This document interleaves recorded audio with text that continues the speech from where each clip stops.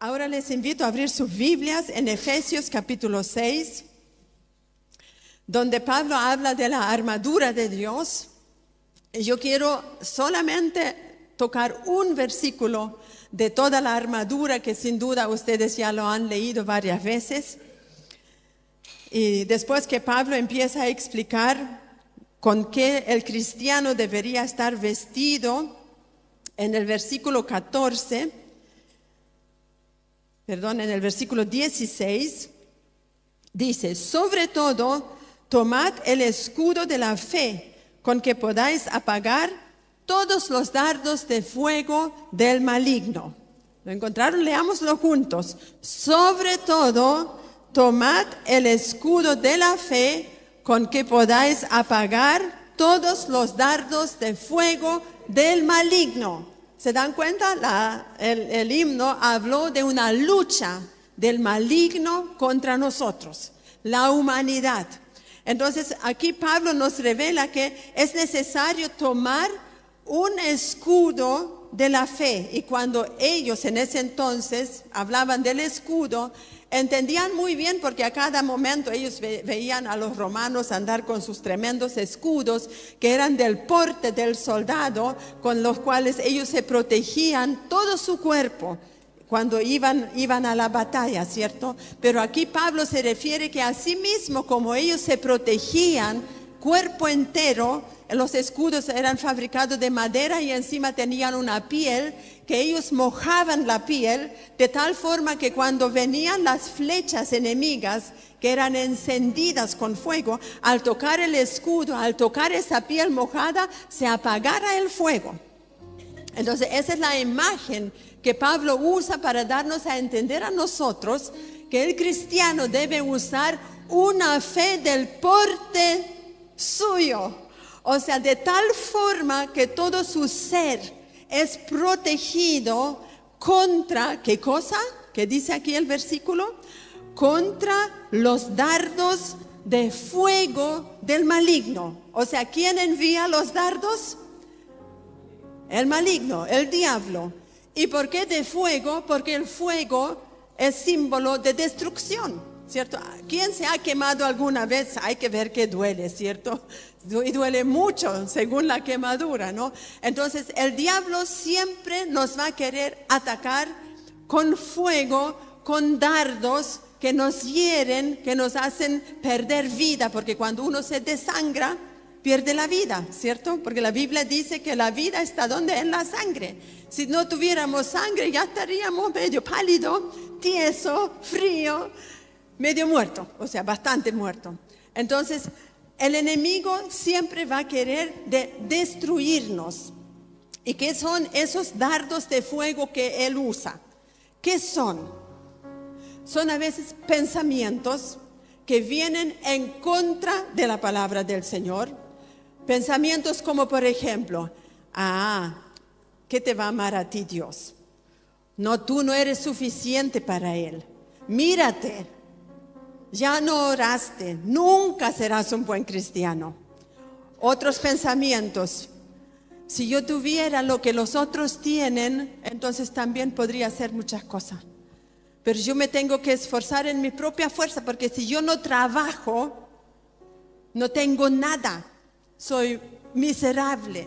Y uno tiene pensamientos negativos hacia sí mismo. O luego pensamientos hacia Dios, pensamientos hacia el matrimonio, hacia los hijos. Mira el esposo que me tocó.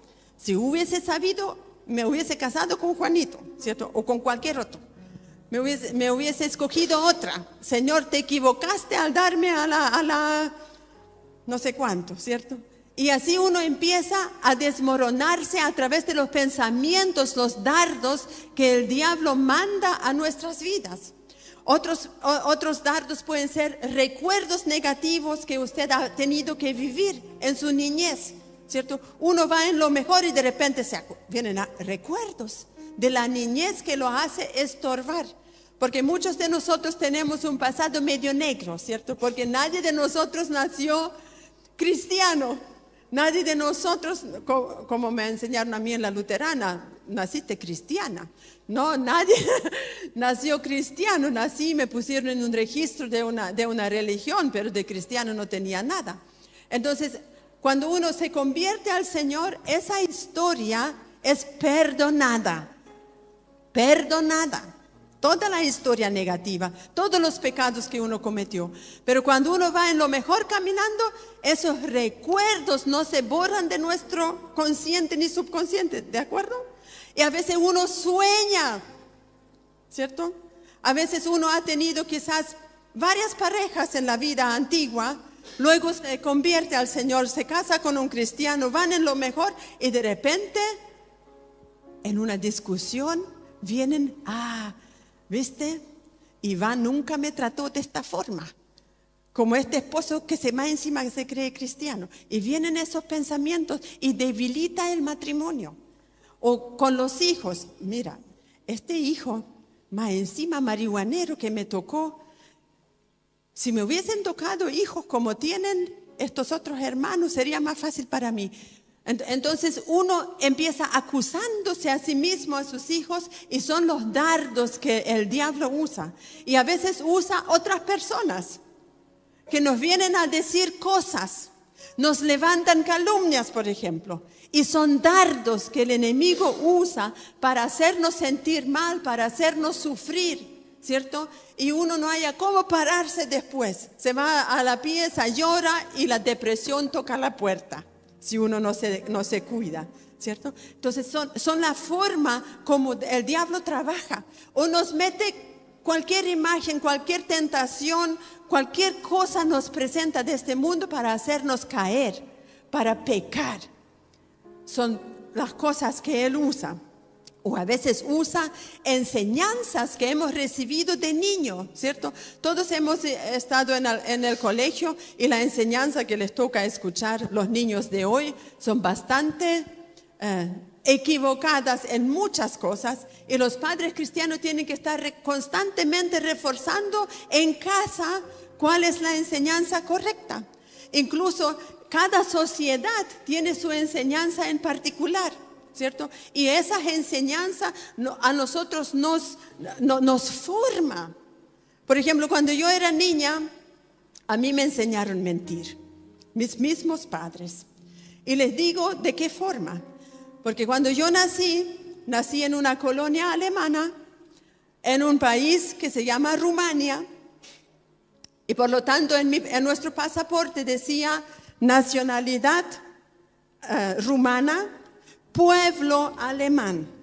Los rumanos a nosotros no nos querían en su país porque eran rumanos, tenían otro idioma, tenían otras costumbres.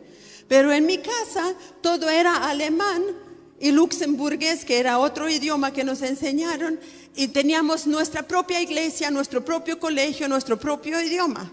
Pero los rumanos no los querían. Y después de la Segunda Guerra Mundial, si ustedes los más maduros entre nosotros se recuerdan que después de la Segunda Guerra Mundial, Europa se partió en dos bloques. El bloque comunista, que era Rusia, Hungría, Rumania, Yugoslavia, Bulgaria, todos esos países, y la mitad de Berlín, o sea, un tercio de Berlín, que era la capital de Alemania, y la mitad de Alemania bajo el gobierno soviético. Durante 50 años, Alemania era un país dividido. La mitad, la Alemania federal, era libre y la otra mitad era comunista. Entonces yo nací y me crié en un país comunista, donde todas las cosas eran racionadas.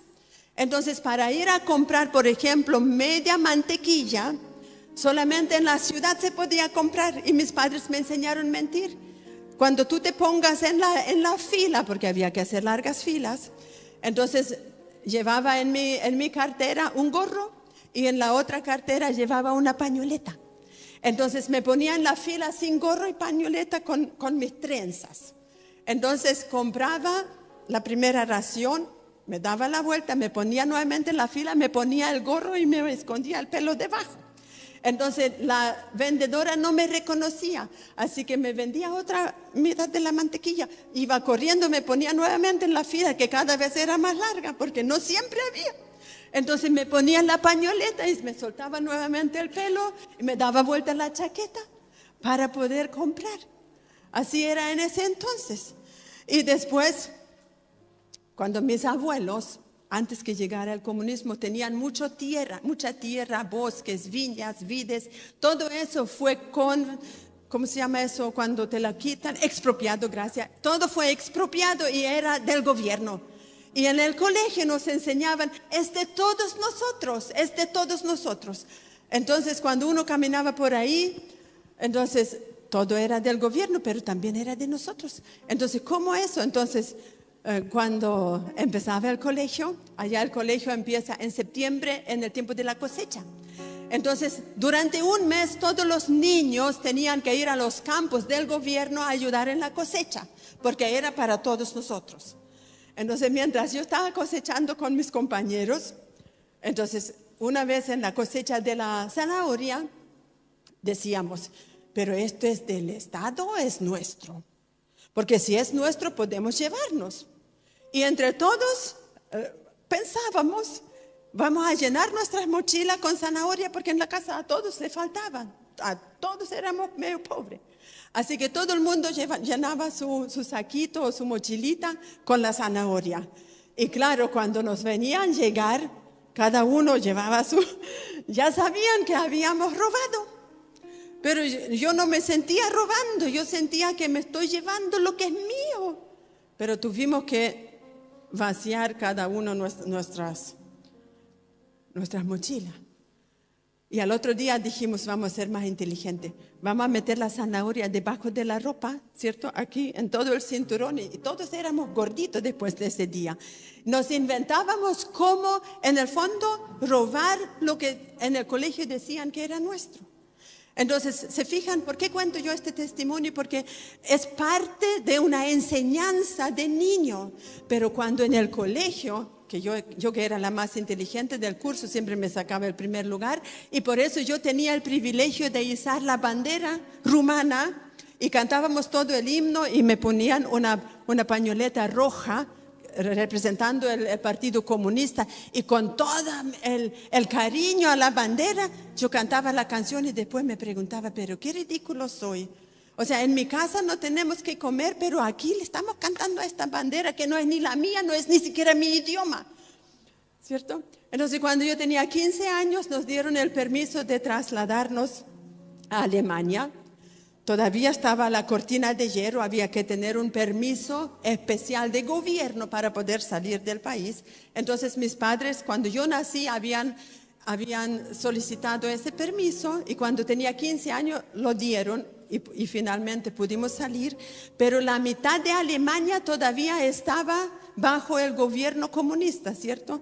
Y a los 2-3 años después que nos fuimos a Alemania, lograron los políticos el acuerdo que Alemania va a ser unificada y la cortina de hierro cayó y de ahí empezaron todos esos países, incluyendo Rumania, a cambiar su forma de gobierno de comunista a democracia, ¿cierto? Y cuando los alemanes del otro lado vinieron por primera vez al lado nuestro, mis amados, era como que si sacaran gente de Haití, que ustedes saben que son muy pobres, y los traen acá a Chile y los llevan a los supermercados más grandes que existen. Y ellos jamás han visto tanto yogur, nunca han visto tanta carne, nunca han visto nada. Así se sentían ellos. Era una realidad totalmente diferente. Y ellos eran tan necesitados y pobres y no conocían muchas cosas que entre todos los que estábamos de este otro lado, de los sueldos, los políticos decidieron tomar el 5% de cada uno para enviárselo a ellos, para reconstruir. Y a través de un par de años, creo que fueron como 40 años, se demoraron en igualar lo uno con lo otro. Entonces, todo eso, lo que nosotros aprendemos de niño, nos forma de alguna y otra forma, ¿me entienden? Entonces, hoy cuando uno va a Rumania, se parece mucho a Chile, es un país extraordinario, hermoso, precioso, pero tienen democracia. ¿Y qué hicieron con el presidente cuando cayó el comunismo? Delante de la cámara mis amados, lo fusilaron para que nadie se lo pudiera llevar a él y a su esposa. O sea, era algo tremendo lo que mis ojos de niña vieron. Y yo creo que ustedes, algunos de los más adultos entre nosotros, también han vivido muchas cosas parecidas. Y todo eso nos forma a nosotros como personas. Y con toda esa historia uno viene a Cristo y luego tiene que deshacerse de muchos pensamientos que se han implantado en nuestra mente y en nuestra forma de ser, ¿cierto? Entonces, cuando uno se casa, por ejemplo, uno a veces ignora que se casa también con toda una historia. Y cuando venimos al Señor y somos un espíritu con el Señor, claro, nacemos de nuevo en el espíritu, pero toda esa historia nos puede afectar en nuestra relación con Dios. Por eso es tan importante la palabra de Dios, que la comamos cada día, porque a través del estudio de la palabra de Dios somos renovados y todas las ideas equivocadas que han implantado en nuestra vida se van, ¿cierto? Así que ahora nos vamos a internar un poquito cómo usar ese escudo de la fe y por qué es tan necesario, porque se trata de una transformación completa de nuestro ser. Cuando uno es cristiano, tiene que transformarse completamente. Yo creo que muchas veces lo hemos escuchado acá, ¿cierto? Hemos predicado muchísimas veces de Romanos capítulo 12, donde dice transfórmense en su mente y también en el corazón a través de la palabra para poder ser cristianos que honren, discípulos que honren a Dios. Ahora, ¿de dónde comenzó todo este conflicto, mis amados? Vamos a ir bien al principio, en Génesis. El conflicto empezó apenas pecaron Adán y Eva, ¿cierto? Ahí entró el pecado al mundo y el conflicto espiritual entre el bien y el mal comenzó. Así que vamos a leer Génesis capítulo 3, el versículo 15. Después que Dios se da cuenta que Adán y Eva pecaron y el diablo usó a la serpiente, ¿cierto? Entonces solamente vamos a leer el versículo 15 y el Señor castiga a la serpiente y luego le dice al diablo: y pondré enemistad entre ti y la mujer, entre tu simiente y la simiente suya. Esta te herirá en la cabeza y tú le herirás en el calcañar. Mis amados, este versículo representa nuestro evangelio. Aquí donde comenzó todo y aquí donde también se declaró cómo va a terminar todo. ¿Cómo comenzó? Que Dios dijo: voy a poner enemistad entre ti, el diablo, y la mujer. Y la mujer en ese caso era Eva, pero a la vez representaba toda la humanidad, porque la Biblia dice que todos nosotros somos descendientes de Eva. Entonces, entre el diablo y toda la humanidad va a haber, ¿qué cosa?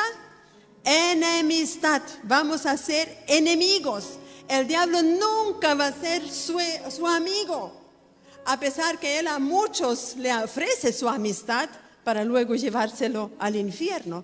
Pero en realidad, él siempre va a ser nuestro enemigo. Entonces, el diablo al comienzo, en su partido era él, el ángel caído, y todos sus demonios, ¿cierto? Esa era su familia.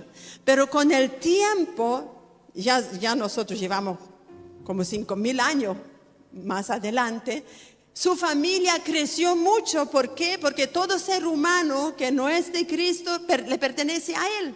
Así que él y sus demonios y todo ser humano que nace en esta tierra pertenece a ese reino, al menos que luego se convierte y es trasladado al reino de la luz. Entonces, ahí donde está la enemistad. Y fíjense, 1 de Juan capítulo 5, verso 19, el apóstol Juan dice: el mundo entero está bajo el maligno. ¿Se fijan?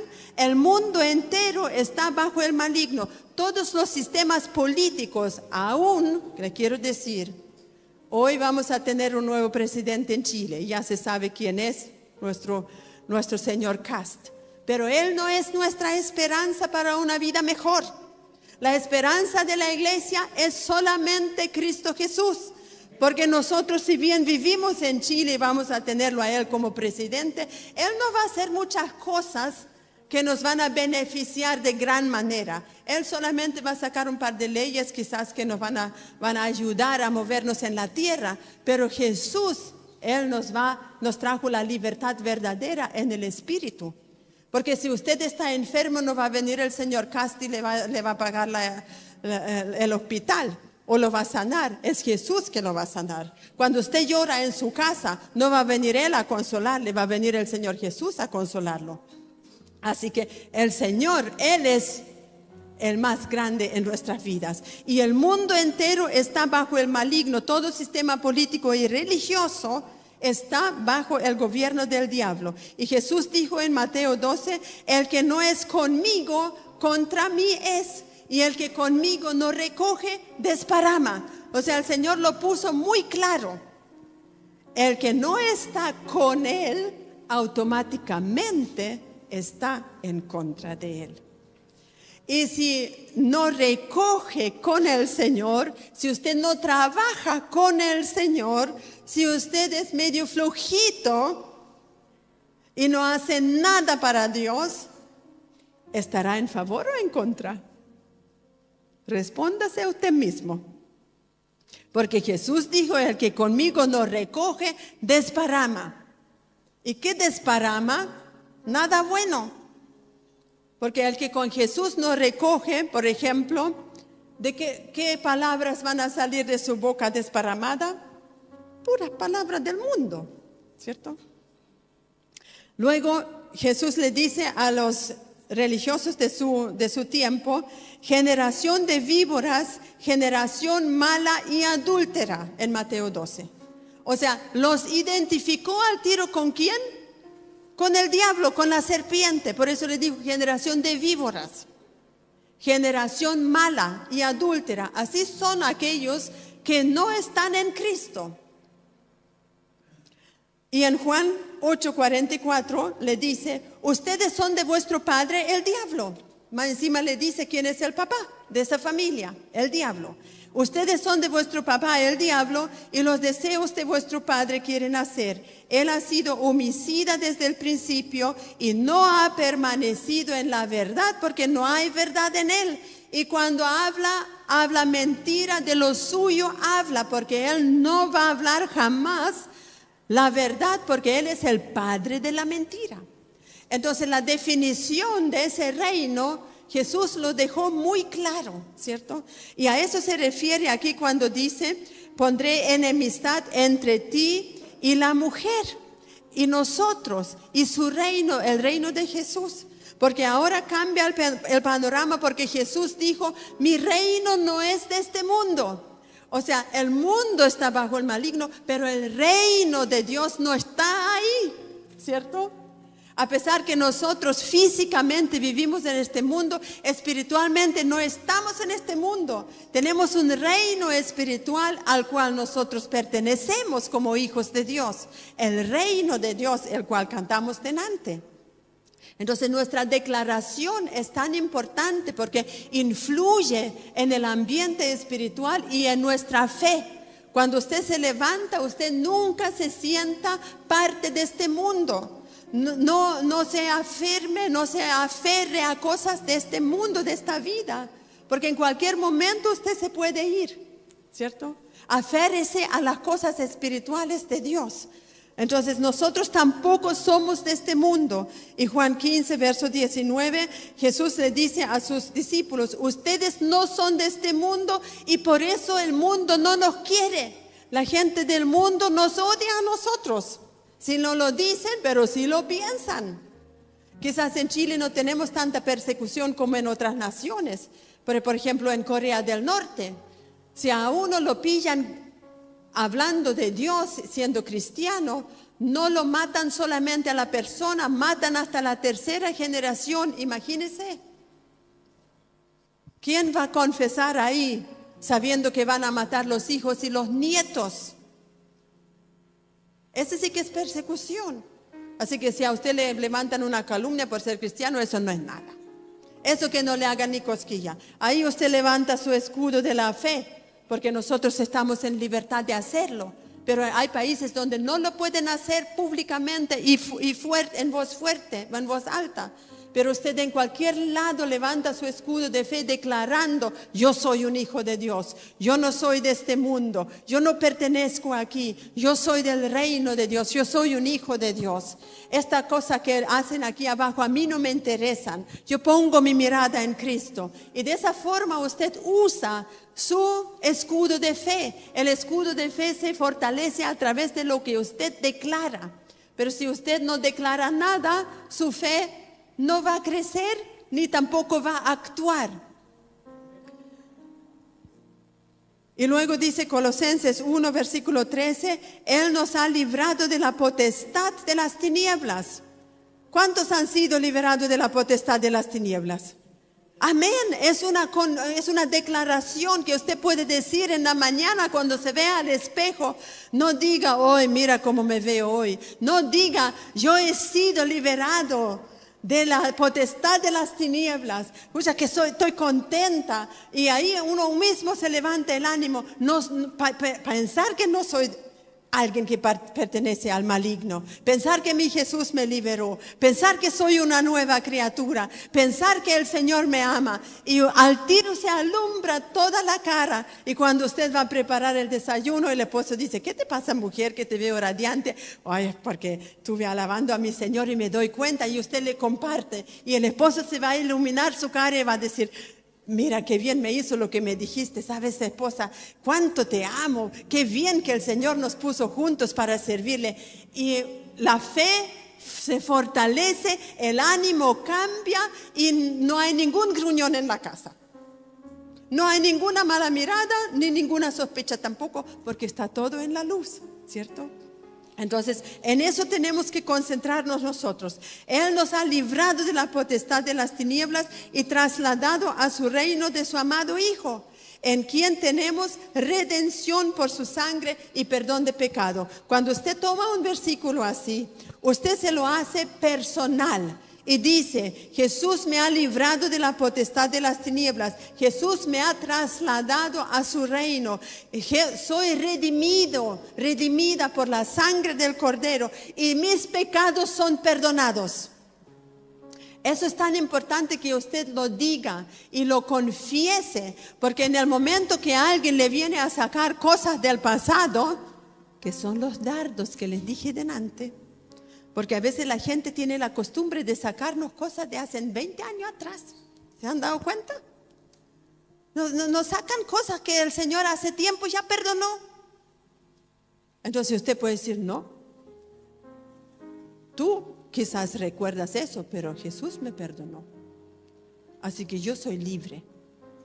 Lo que hice hoy, de eso me arrepiento. Pero de todo lo que hice en el pasado, ya me arrepentí.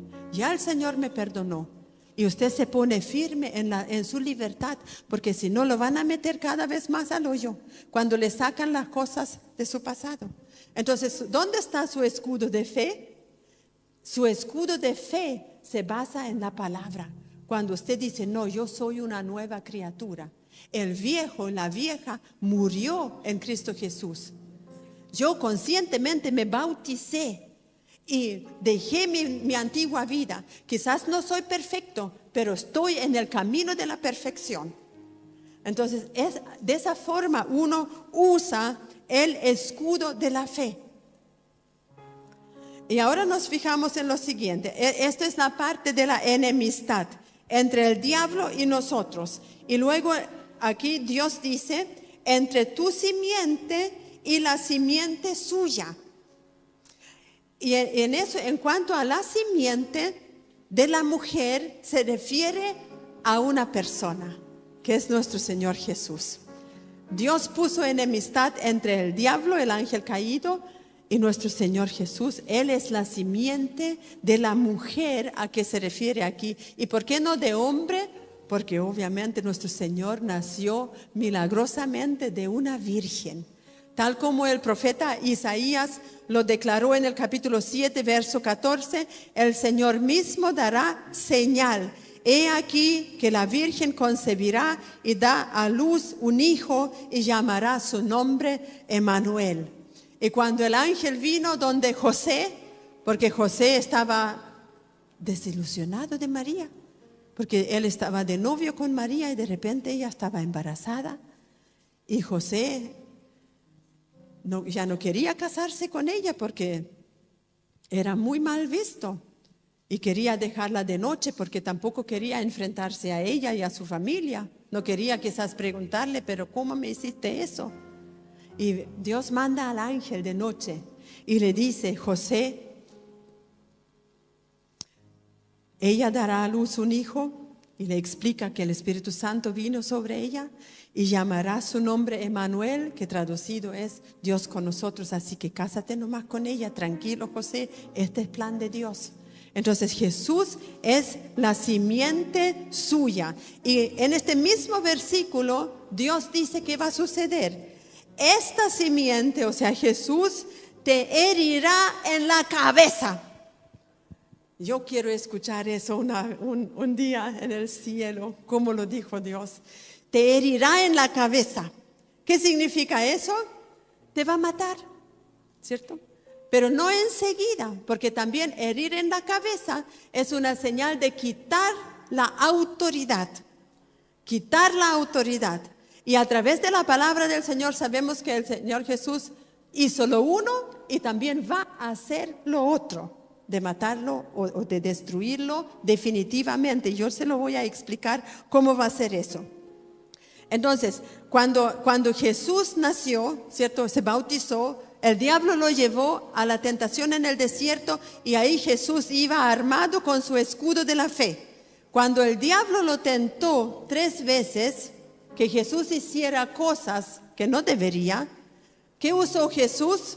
Su escudo de fe y la palabra, diciéndole, no voy a hacer tal cosa, porque voy a hacer otra cosa, ¿cierto? Jesús resistió a través de la palabra y a través de la fe, usando su escudo. Y ahí empezó la derrota de Satanás, en el desierto, cuando Jesús resistió en la tentación. Luego el diablo usó a Pedro. Cuando Pedro vino y se interpuso en el camino del Señor, cuando Jesús iba a ir a cierta parte, y Pedro lo tomó aparte y dijo, Señor, no vayas, no hagas tal cosa, te van a matar. ¿Y qué le dijo Jesús? Ponte detrás de mí, Satanás, porque no te voy a hacer caso. Nuevamente usó la palabra y su escudo. Él protegió su llamado, Él protegió su destino, Él protegió su identidad como hijo de Dios. Eso es lo que usted también tiene que hacer y yo. Cuando otros vienen acusándonos o tentándonos para que hagamos cosas que no convienen, usted tiene que proteger su identidad como hijo de Dios. Cuando el pecado toca su puerta, usted resista como resistió Jesús en la tentación. Usted no se deje vencer con facilidad, sino póngase ahí, así como Jesús lo hizo, usando la palabra de Dios para poder proteger su destino, su identidad y también su llamado. Porque a veces Dios nos llama a hacer ciertas cosas y hay otros que nos faltan, aquellos que con su crítica nos echan abajo. No, ¿qué vas a hacer tu pastor? ¿O qué vas a hacer tu diácono? O cualquier cosa, ¿qué vas a hacer tú? Predicar en la calle y ahora sí que te volviste loco, ¿cierto? Y nos echan abajo siempre. Nos faltan aquellos que se quieren burlar de uno. Cuando yo iba a dar mi primera prédica, cuando recién estaba convertida y me dieron la oportunidad en la luterana, el primero que se burló de mí era mi cuñado, no el que está presente, el otro, que no es cristiano. Me dijo, me voy a sentar en la primera fila y me voy a reír de ti, me dijo. Entonces, ¿qué le dije yo?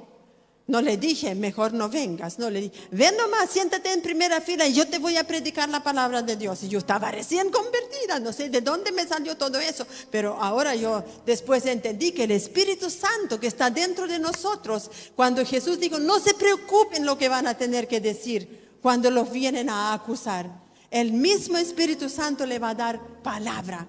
Y no vino No vino el cobarde, pero yo sí prediqué mi primer mensaje, que Jesús es la luz del mundo.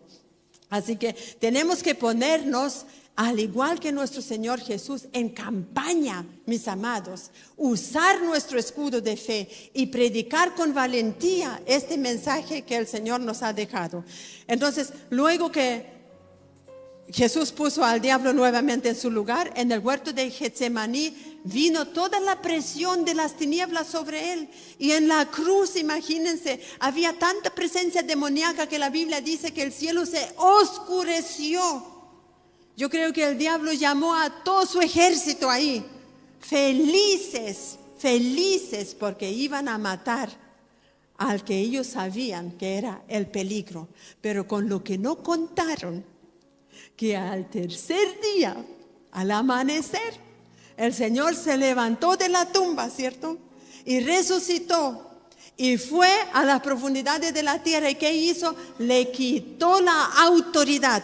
A eso se refiere este versículo. Este te herirá en la cabeza, le dijo Dios. Y Jesús lo hizo cuando resucitó al tercer día y fue a las profundidades y le dijo: las llaves, hay aquí las llaves de la muerte, las llaves del infierno, todo es para mí. Y luego le dijo a sus discípulos: toda potestad me es dada en el cielo y en la tierra y debajo de la tierra. Toda la autoridad está en Cristo. O sea, Jesús le arrebató toda la autoridad al diablo, mis amados, y en ese gozo usted debería vivir cada día. Por eso el himno decía: no le vamos a tener miedo al diablo, porque nosotros somos vencedores en Cristo Jesús.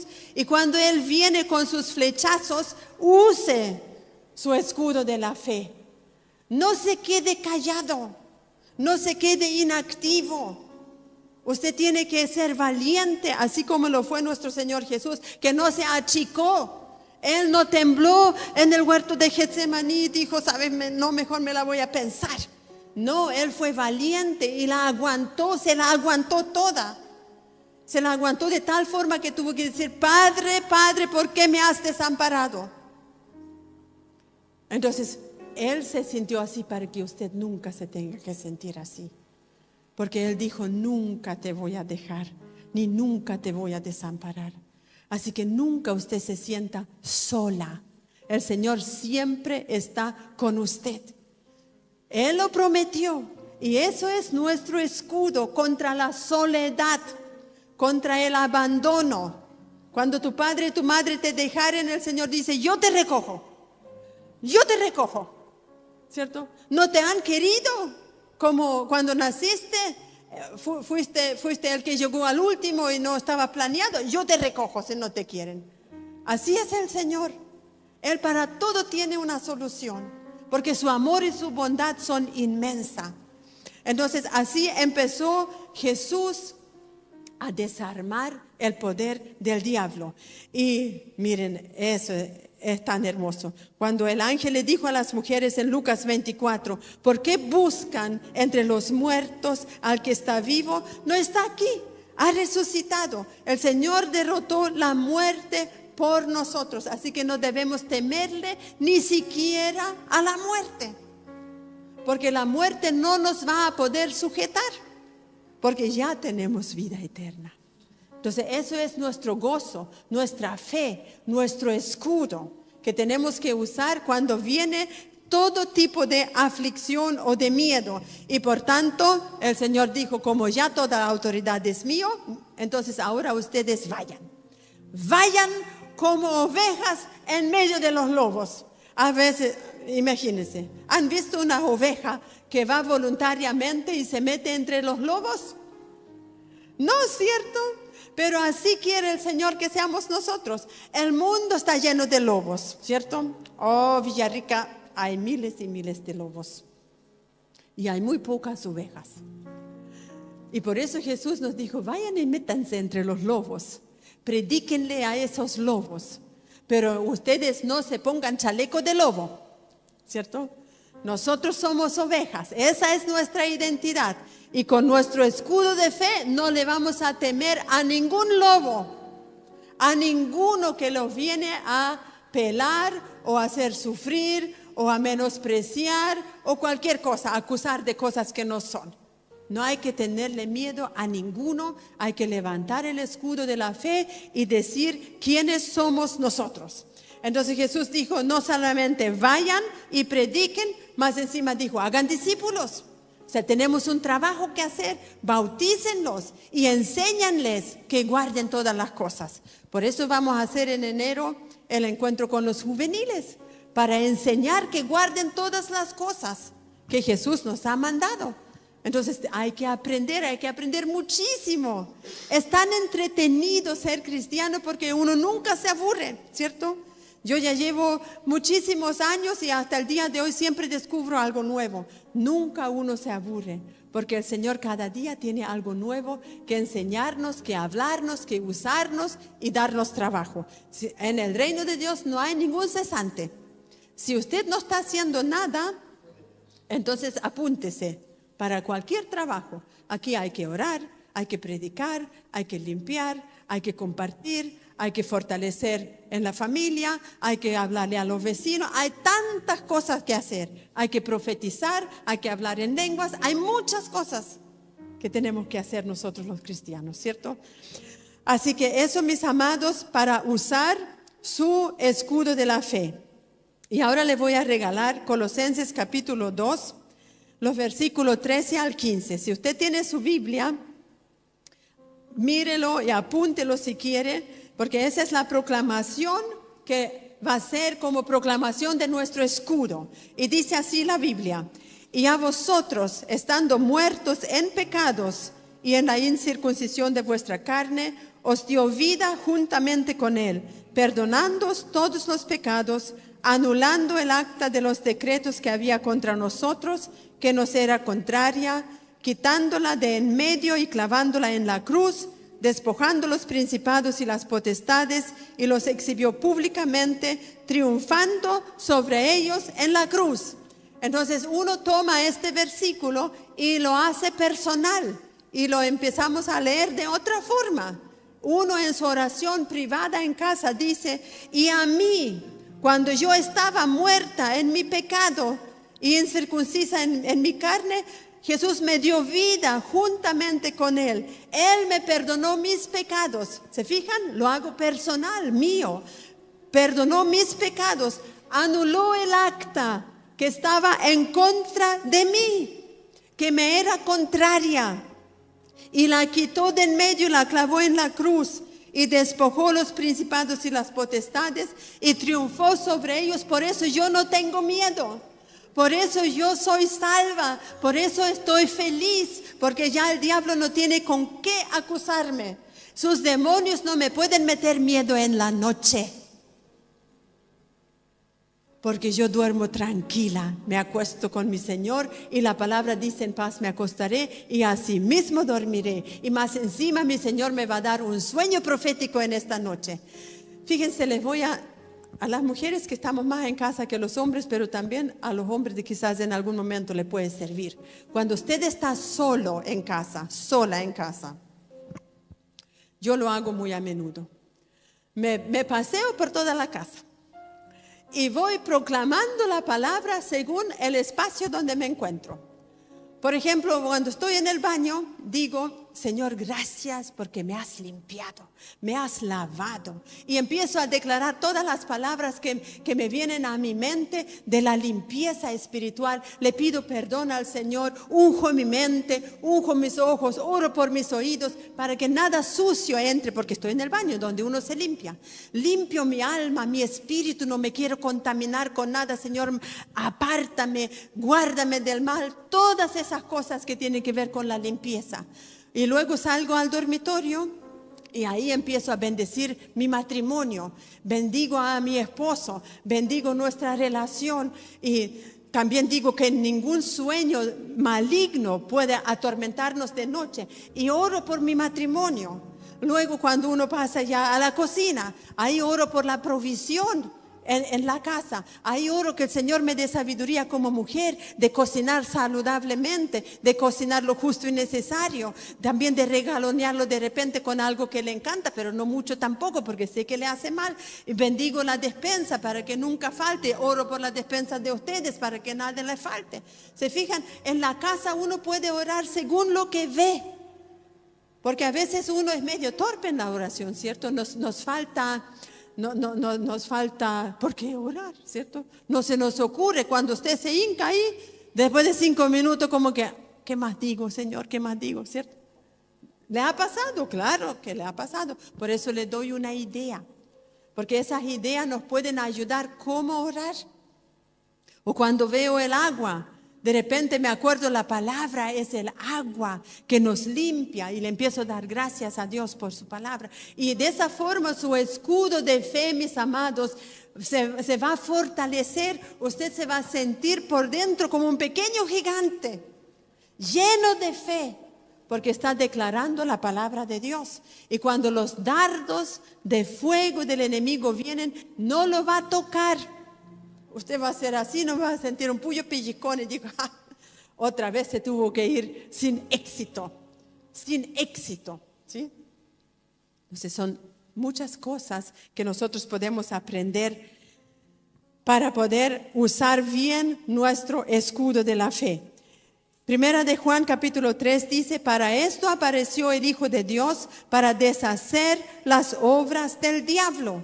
Pero no solamente en el mundo, sino también en mi propia vida. Entonces, cuando usted lee ese versículo, usted diga, Jesús apareció para deshacer las obras del diablo en mi vida. No va a lograr nada con su tristeza, con su depresión, con sus pensamientos malos. Nada de eso, no le pienso dar lugar al diablo. Entonces, usted lo tiene que decir, porque si no, él no lo sabe. ¿Sí? Tiene que decirle al enemigo. Es como lo que dije alguna vez aquí, como dos que entran al ring para boxear. No se felicitan mutuamente, sino que se miran así, medio decidido, te la voy a dar, te la voy a plantar. Y ellos se dicen cosas, ¿cierto? Como para achicar al otro. Entonces usted también y yo tenemos que aprender a guerrear con nuestra boca. Cuando viene la duda, la inseguridad, la depresión, la falta de trabajo, todas esas áreas tenemos que cubrirla en oración y ganar nuestra batalla. Entonces, de esa forma usted está usando su escudo de fe. Porque la Biblia dice en el mismo capítulo de 1 de Juan 3, verso 9, todo aquel que es nacido de Dios no practica el pecado, porque la simiente de Dios permanece en él. Aquí aparece nuevamente esa palabra, la simiente de Dios. Volvamos a leer, todo aquel que es nacido de Dios. ¿Quién ha nacido de Dios?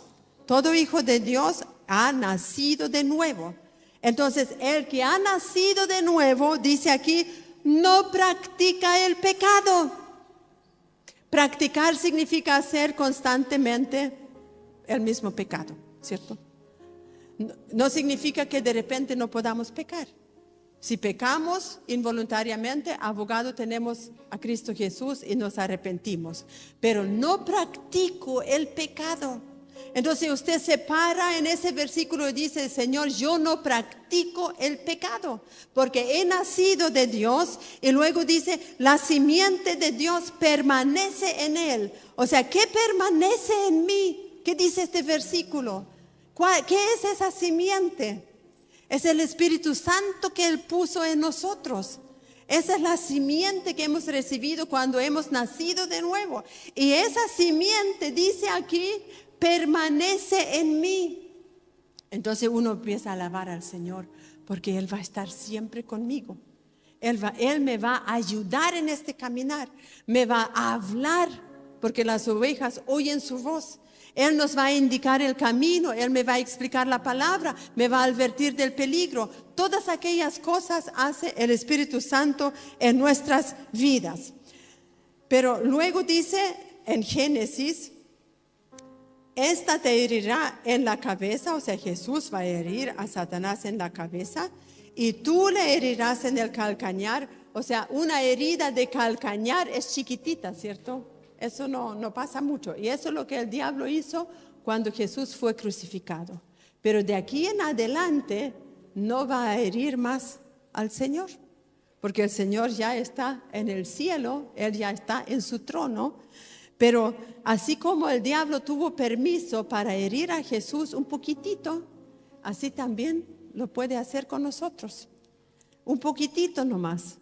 Y cuando le toca un poquitito es como cuando hirió a Jesús en su carne. O sea, en nuestra carne podemos sentir de repente los embates del enemigo. Como cuando yo me caí del puente, me fracturé la columna, sabía al tiro que eso era del enemigo. Y me tuvieron que operar. Creo que conté esa experiencia una vez, pero se la voy a volver a contar.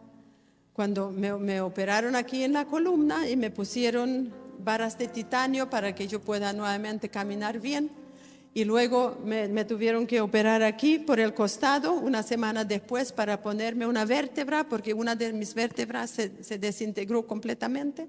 Y cuando me hicieron esa operación, ahí casi me desangré. Y cuando despierto de esa operación, yo sentía que estaba como a punto de irme. Y lo único que sentía, aparte de ese pensamiento, aquí en mi calcañar derecho, tenía un dolor pero tan intenso. No, aquí arriba no me dolía nada, pero en el calcañar era como que me estaban metiendo un cuchillo adentro, así de fuerte. Y cuando sentí eso, sabía que el diablo me quiere apagar la vida. Y me acordé de este versículo que le estoy predicando hoy. Y dije, con mi voz casi sin voz, dije, suéltame en el nombre de Jesús. Y en ese mismo hizo así, ¡pum!, en mi calcañar, y se fue. Y ahí entró el médico. Después de que yo dije, suéltame en el nombre de Jesús, entra el médico y me dijo, ¿cómo se siente? Está muy pálida, está muy débil, porque le traigo al tiro una infusión de sangre, me dijo, porque estuvo a punto de desangrarse en la operación. Entonces le dije, no me traiga nada, no necesito sangre de otra persona. Y ahí oré y le dije, Señor, ahora ayúdale a mi cuerpo a producir la sangre que necesito. Y ahí el Señor me empezó a recuperar. Pero ahí sentí ese toque en el calcañar. Entonces, cuando el enemigo por alguna situación nos toca en nuestra carne, usted no se deje simplemente llevar o no lo acepte así nomás. Siempre tenemos que ponernos en contra y ganar nuestra victoria. Por eso denle ese mensaje, se lo vamos a mandar a Juan Carlos en el hospital, que según los médicos dicen que tiene cáncer, pero Jesús venció el cáncer. Jesús venció el cáncer y ese espíritu va a tener que irse. Y vamos a declarar sanidad sobre su vida, como la declaramos sobre su hermana Antonia, que estaba a punto de morirse también en el hospital de Temuco y ya está mucho mejor. Así que un día la vamos a ver y vamos a ver la obra que Jesús hizo en su vida. Y así el enemigo tiene derecho de repente a tocar nuestra carne a través de las enfermedades. Pero ahí donde usted tiene que levantar su escudo y resistir. ¿Amén? ¿Lo va a hacer? Sí, lo va a hacer, claro. Tiene que hacerlo porque nadie lo va a hacer por usted. Y finalmente, la victoria final, mis amados, sale en Apocalipsis 20, el versículo 10, donde dice, después que Jesús se lleva a su iglesia, el diablo que los engañaba fue lanzado en el lago de fuego y azufre, donde estaban la bestia y el falso profeta, y serán atormentados día y noche por los siglos de los siglos. Esa ya es la victoria final de nuestro Señor Jesús. Si bien el diablo ya está vencido, pero todavía está en el mundo operando, ¿cierto? Pero eso va a tener su fin en el momento cuando Jesús regrese por nosotros y después de los 7 años de la gran tribulación, dice la Biblia, el diablo va a ser atado y va a tener que esperar durante 1000 años que nosotros vamos a gobernar juntamente con el Señor. y por un corto tiempo va a ser soltado, pero luego viene el punto final de la historia, cuando Jesús lo toma y lo va a meter en el lago de fuego y de azufre, donde va a estar él y toda su familia por los siglos de los siglos, y nosotros con nuestra familia, nuestro Dios, Padre, Hijo, Espíritu Santo, y todos aquellos que han creído en Jesús y han nacido de nuevo, vamos a estar por la eternidad gozándonos en la presencia del Señor. ¿Qué le parece? Y para que usted llegue allí, tiene que usar su escudo para ser un cristiano victorioso, amén. Que no llegue así a duras penas, que llegue vigoroso, victorioso, ganador, amén. Porque la palabra nos enseña que nosotros tenemos que ser ganadores, amén. Así que vamos a orar, ¿qué les parece? Espero que se hayan gozado en la palabra y la pongan por obra, su escudo de la fe en contra de todos los dardos del fuego del enemigo. Padre, te damos gracias porque sabemos que Jesús venció por nosotros en la cruz del Calvario. Gracias, Señor, porque tú nos diste un escudo de la fe con el cual podemos apagar todos los dardos de fuego del enemigo. Sabemos, Señor, que esta lucha todavía va a seguir hasta el día que tú nos lleves a tu presencia, pero queremos demostrar en nuestra vida diaria que somos guerreros que entienden tu palabra, que entienden, Señor, que somos vencedores en Cristo Jesús. Gracias, Padre, por tu presencia en nuestras vidas. Gracias, Espíritu Santo, porque tú nos guías día tras día en esta lucha en la cual nos encontramos. Pero gracias porque también sabemos que tú eres el gran vencedor y que el diablo, Señor, y todos sus huestes de las tinieblas fueron despojados de su autoridad sobre nosotros, porque somos hijos del Rey Altísimo. Gracias te damos, Señor, porque tu nombre, tu sangre nos garantiza la victoria. Te honramos y te adoramos en el nombre de Jesús. Amén.